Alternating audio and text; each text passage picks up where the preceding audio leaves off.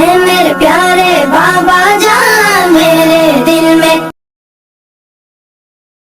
آج سنو ہمارے دور کے اندر بھی ہمارے زمانے کے اندر بھی ایک بھنگی پیدا ہوا ہے. میں نے شروع میں کہا کہ بھئی نبی کون ہوتا ہے؟ نبی اپنے علاقے کا اپنے قوم کا سب سے زیادہ خوبصورت انسان ہوتا ہے.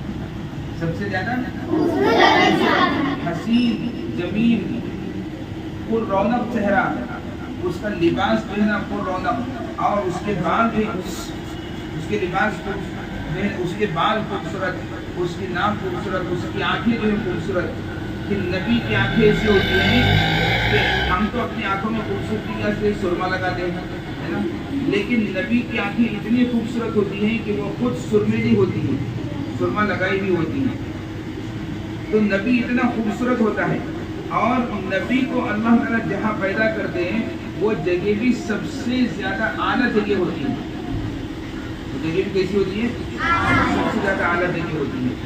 اور عقل کے اندر سب سے زیادہ کامل, خوبصورتی میں سب سے زیادہ کامل, اخلاق کے اندر سب سے زیادہ کامل, تقوی کے اندر سب سے زیادہ کامل, عبادت کے اندر سب سے زیادہ کامل, علم کے اندر سب سے زیادہ کامل.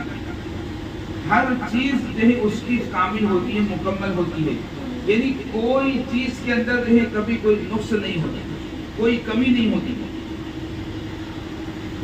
لیکن ہمارے زمانے کے اندر ایک اپنے آپ کو کبھی مہدی کہنے والا, اپنے آپ کو کبھی حضرت عیسیٰ کہنے والا ایک پیدا ہوا ہے, بھنگی.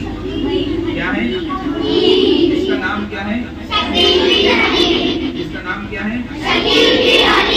آپ دیکھیں ہمارے جو پیغمبر تھے حضرت عیسیٰ علیہ السلام, حضرت عیسیٰ علیہ السلام کیسا پیدا ہوئے تھے؟ اللہ کی قدرت سے پیدا ہوئے تھے. اور آپ کے والد تھے؟ حضرت عیسیٰ علیہ السلام کے والد تھے. لیکن یہ بھنگی کبھی کہتا ہے کہ میں حضرت عیسیٰ ہوں, اور اس کے باپ کا نام کیا ہے؟ باپ کا نام کیا ہے؟ اور اس کا نام کیا ہے؟ اور حضرت عیسیٰ علیہ السلام جو پیدا ہوئے وہ اللہ کی قدرت سے ایسے پیدا ہو گئی کہ آپ نے پیدا ہوتے ہی بات کرنا شروع کر دیا.